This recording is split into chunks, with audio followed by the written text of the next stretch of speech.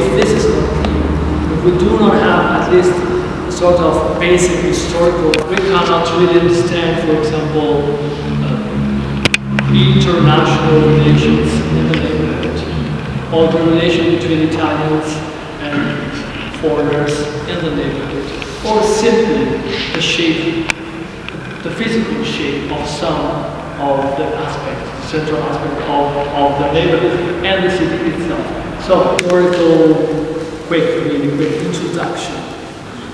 Is it okay for you to start here? Sure. Even because my plan was to really have quite a long, a couple of hours, seeing different spots in the neighborhood, and we really hope that the weather assists us.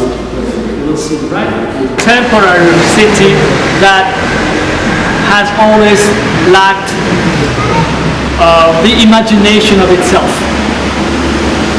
was not able to imagine itself as a city.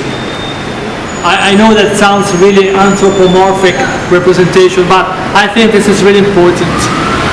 Try to compare, to think of Paris and what Le Baron Haussmann did for the city of Paris in the second half of the 19th century. He was one man, police prefect, named by the French government, and he had the possibility to imagine the city of Paris in the next 100 years. These are the main reasons. And of course, a fourth reason was mobility. There were lots of people coming to Paris, and they needed to be organized for the movement, to move people from their places where they stayed to work and back. No urban plan until the second half of the 20th century. There were formally some plans, but either they would include only the central part of the city inside the Aurelian walls, or they were never complied with. Nobody would listen to what was written in those urban plans. So the city basically has grown almost entirely unregulated era. And anything that was outside the Aurelian wall. So the historical center became sacralized, became sacred, perceived as untouchable. You can't do anything. You don't. There is now a concept, a notion of historical centers that has spread around Europe. But the first theory about what a historical center is was developed for the city of Rome.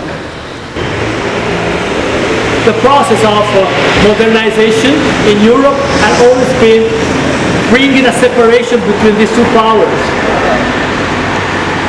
Whilst in Rome they had remained united. So it was the last technically medieval state in Europe. And the city was a medieval city.